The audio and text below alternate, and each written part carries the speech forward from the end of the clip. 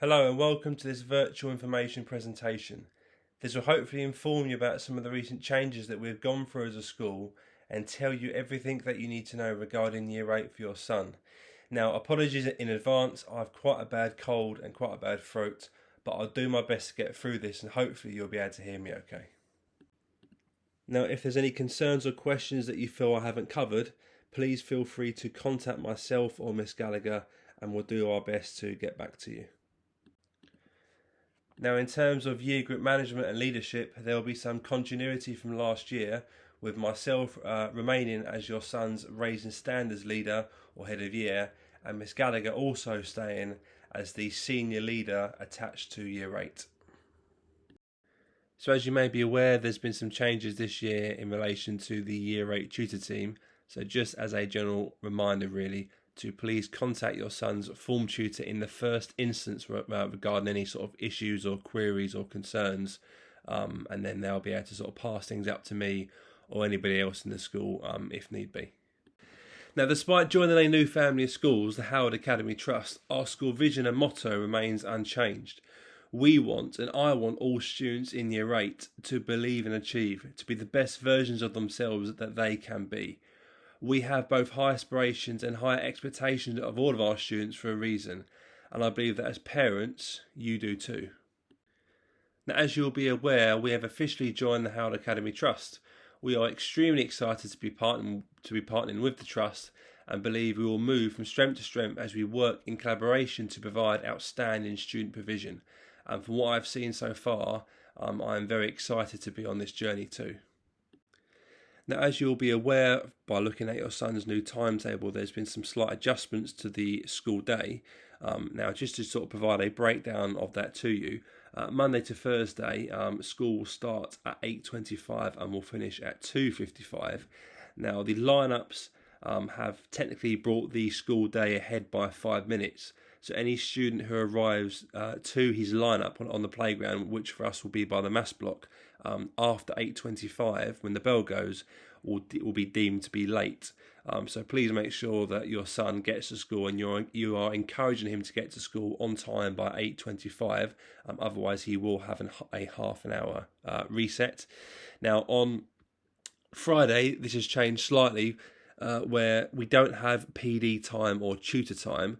Obviously, that is sort of held on two occasions throughout Monday to Thursday, both in the morning from 8:30 to 9 o'clock, with the exception of Wednesdays, which is when we have our assembly with Year 7, and then just before lunch after period 4. But on a Friday, there is no PD time or there's no tutor time, and the boys are dismissed in their playgrounds or areas at 1:20.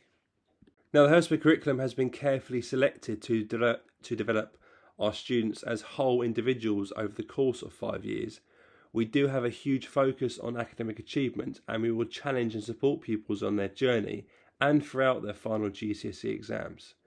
But within that academic challenge, all the areas, as you can see on the board, are incorporated. Our students are timetabled to do compulsory PE. Students will not be academically successful if they are not physically healthy. It has been scientifically proven that students that are more active and engaged within 60 minutes of exercise per day will have better memory recall, will have improved concentration, and it is a stress outlet, which does have a positive impact on mental health. We encourage our students to participate in sporting clubs at lunch and after school, as well as other alternatives like Studio Fix, for example.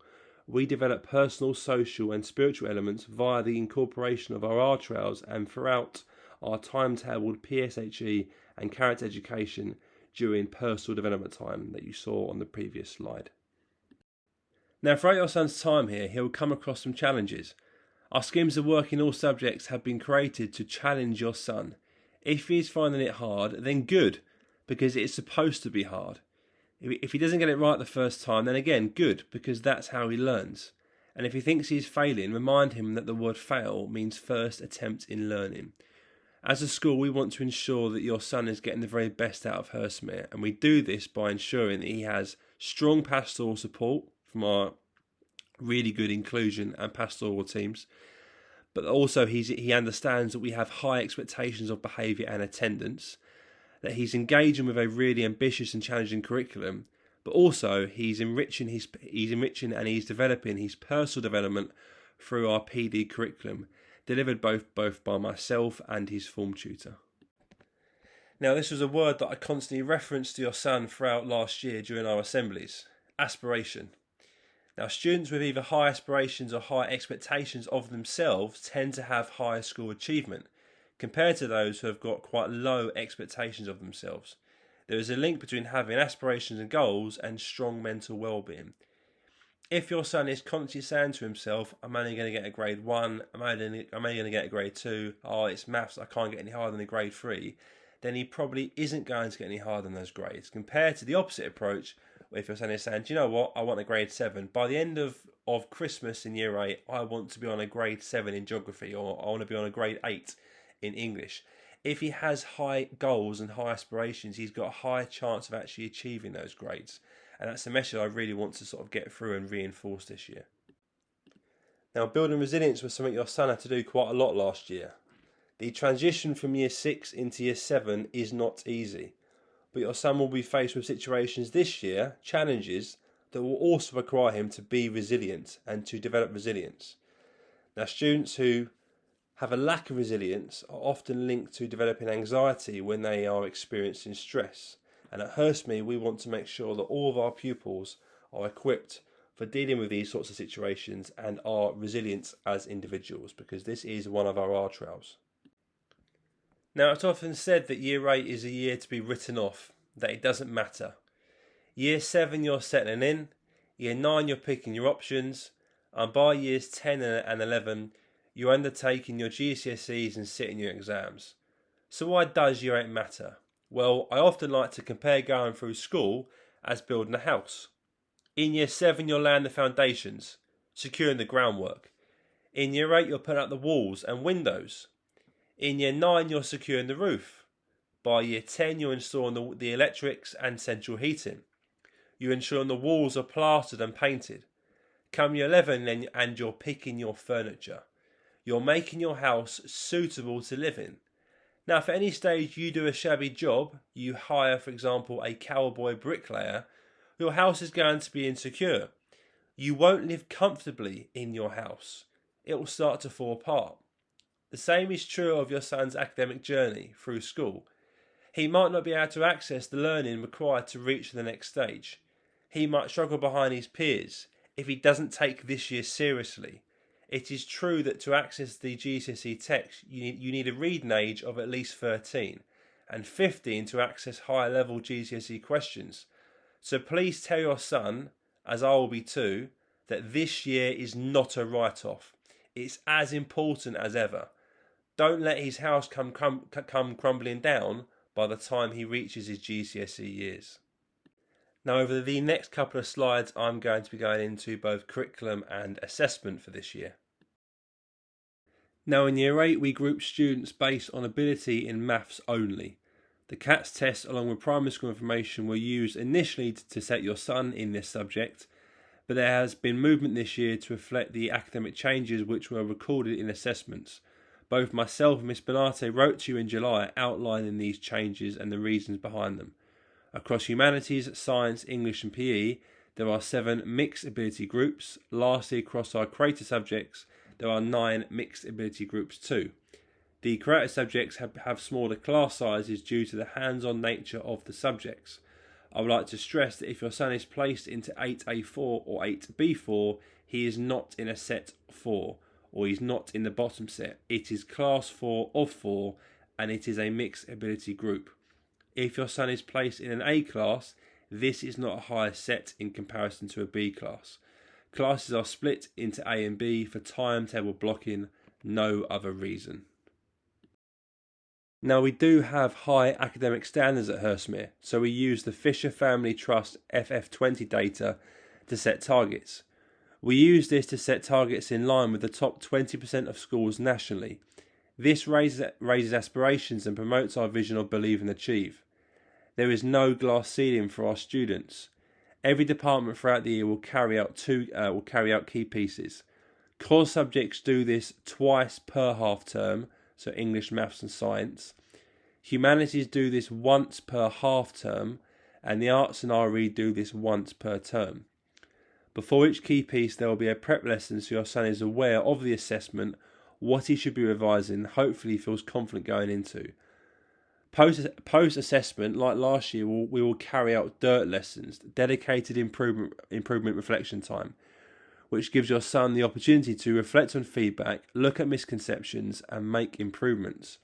Your son will be given a horizontal grade of 1 to 9 and a specific target. These grades take on the format of GCSE style grades 9 to 1 like last year, but these are used so your son knows what he is doing well and the areas of knowledge and skills that he needs to develop further. These grades do not at this stage represent or predict what your son will achieve for his GCSEs, but will give an indication of his strengths and areas of development within individual subjects.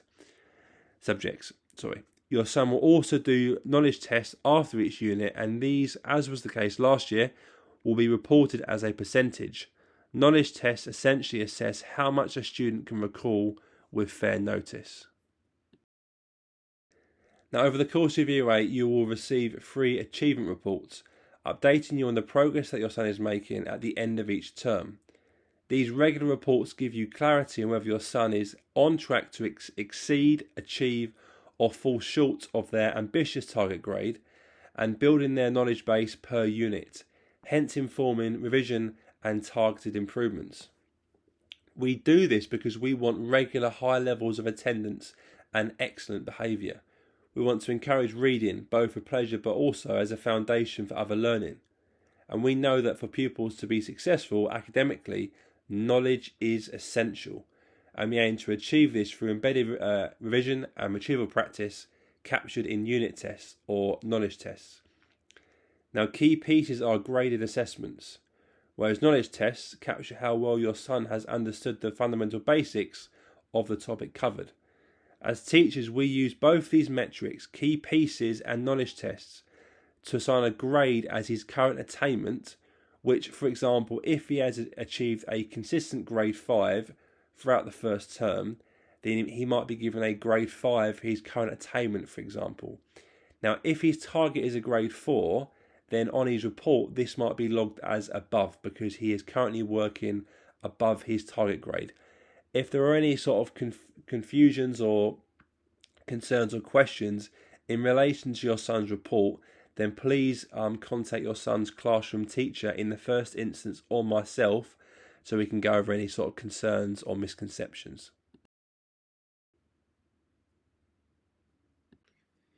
So one thing that's really changed this year is the personal development program, or PD time, where your son will spend with his tutor. So every Monday and Tuesday morning is PSHE, which used to occur on a Wednesday period 2 last year. And then every Monday, Tuesday and Wednesday afternoon, he'll be engaged with Drop Everything and Read just before lunch. On a Wednesday morning, we have our assembly with Year 7. So that's both Year 7 and Year 8 for joint assemblies. On Thursday morning, we have character education, similar sessions to last year, but tailored to now to Year 8.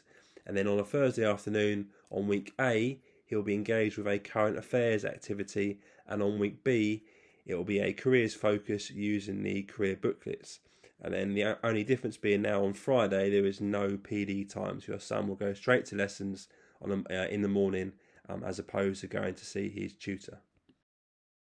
So for our career learning journey, as a focus every Thursday afternoon, students will be focusing on their career booklets, engaging in a sort of wide range of different activities.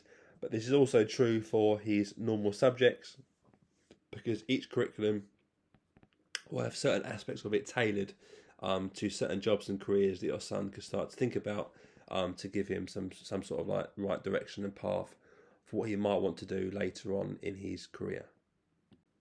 So similar to what I just said on the last 2 slides, your son will be engaged in careers education in PD time on a Thursday, and you can see the breakdown of sort of topics and what he'll be doing each term on the slide now.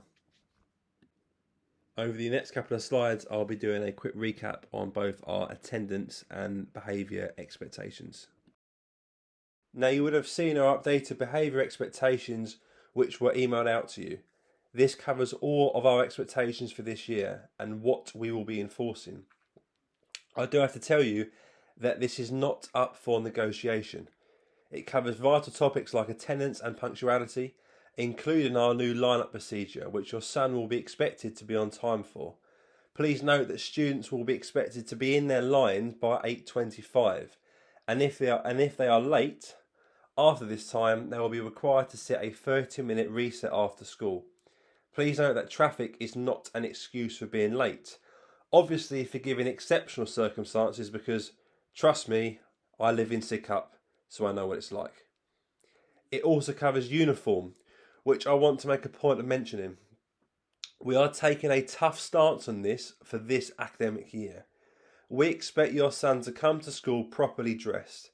He should be wearing smart leather school shoes, black, shirt tucked in, his black tie at the correct length, and wearing his blazer when on school site.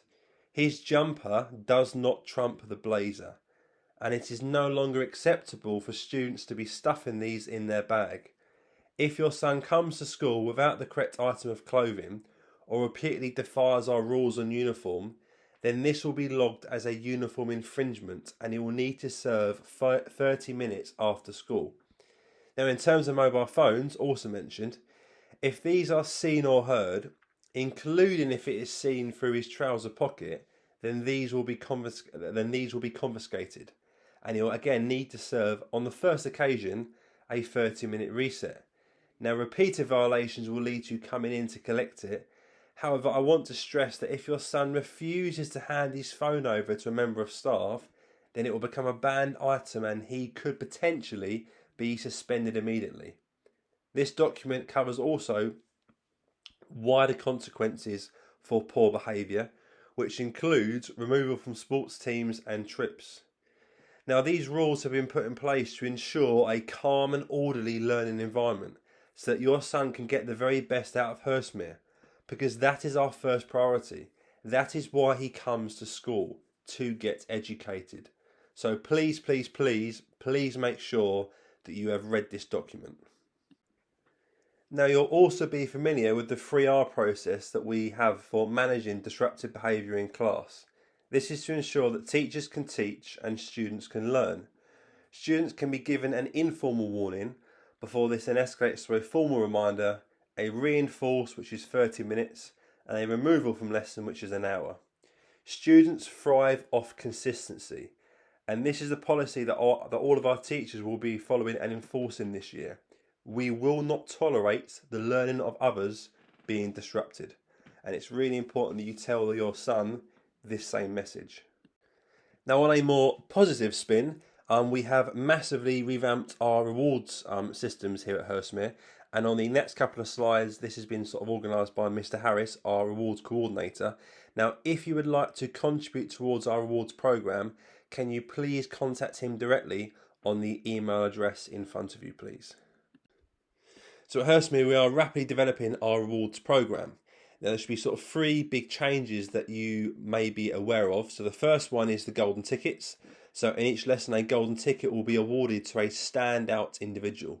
This is worth 2 achievement points, and you should also receive an email about this via Arbor.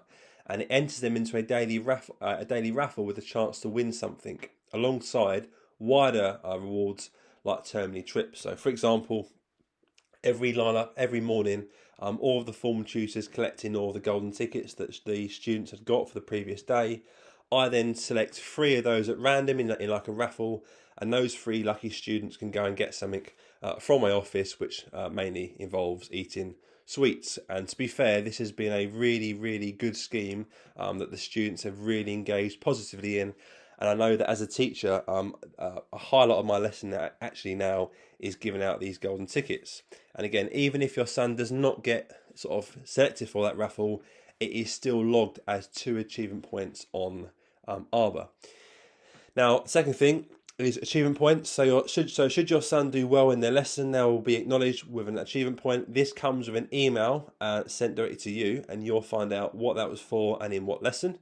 And lastly, trips. So we're trying to build here a culture of achievement and reward here at Hurstmere. Should your son continue to be acknowledged for their positive contribution in lessons, they should hopefully find themselves eligible for a wide variety of trips, which I understand will now be termly. So requirements for trips, how students are selected, and associated costs will be a transparent procedure, and that will be emailed out and sort of sent out in letters, all in due course. But again, I would like to stress that selection for these trips does depend on good student behaviour. So if your son would like to be in a chance of getting on these trips, he must ensure that he has a good and positive record of behaviour whilst in school. On these last couple of slides, I'll be going into the sort of pastoral aspects of school and what support is in place for your son. So some key staff that you might be aware of, or you might recognise some names. So our safeguarding team is on this screen in front of you. So our DSL is Mrs. Harvey, and our safeguarding officer is Miss Parsons. In our inclusion team, who sort of work with students in sort of areas of behaviour, is Mr. Bewan, Miss Forey, and Miss Alford. Our BSOs also support students here, so obviously you'll be aware of Mr. Jackson and Miss Doust. And then our AEN team sort of consists of Mr. Reddy, who's our Senko, and then he is supported by two deputies, Miss Dunstan and Miss Evans. So if you have any sort of individual queries relating to these aspects, then these are the people that you need to go and speak to, and your son should be aware of, because these people are excellent ports of call for your son to get support from, as well as myself and your son's form tutor. So we understand that for some students, sort of saying things in person, going and finding and speaking to someone can be quite difficult. So there is an email address here. It's hereforyou@hurstmere.org.uk that students can email to speak to somebody on the safeguarding team if they're worried about themselves or somebody else. It sort of gives them somebody to speak to. So in terms of national online safety, resources for all parents and carers covering a huge range of topics, including social media platforms, online bullying, fake news, games and trends, can be found on the safeguarding section on the school website. So if you haven't already, please make sure you download the Arbor Parent app. This is our primary sort of form of communication with you is through email. So please make sure you check your spam or junk for correspondence and notifications. This will include things involving school trips, positive achievements your son may have achieved in class, but also notifications for any potential negative infringements or detentions that you might have for that particular day. Please ensure that the school has up-to-date contact details for you, and please be mindful that this is a new system for us, and there will be some glitches, but we'll do our best to resolve any issues when they do arise, and we have done so so far this week. So you can also discuss the future with positivity and excite your son about their future, because I'm sure they're going to go on to do lots of amazing and talented things. Where you can expose them to different experiences, theatre trips, cultural activities, concerts, museum, hobbies or exercising. I know for a fact that loads of students in Year 8 love to tell me about what they've done over the weekends, places they've gone, holidays they've gone on to, or any sort of sporting results or fixtures that they've been involved in. Please inform your son's tutor in the first instance if you have any concerns or issues about him. But of course, my door is always open if you wish to discuss any concerns with me too. Lastly, just some key dates and information for Year 8 this year. So firstly, Year 8 Parents' Evening will be held on Thursday the 27th of March, so please make sure you put that in your calendar. This will be done slightly differently this year, so it will still be in person, but times will start at 3:30 and it will go on until 6:30, so a slightly earlier start and finish. And then some inset days where students won't be in school are also on the screen there in front of you. In relation to a school trip, I'm in the sort of current stages of getting that together, and my hope is to get out to parents this week. But please watch this space for a potential Year 8 trip next year. Lastly, thank you so much for listening, and thank you for giving up your time. If you have any other questions, please feel free to get in touch. Thank you.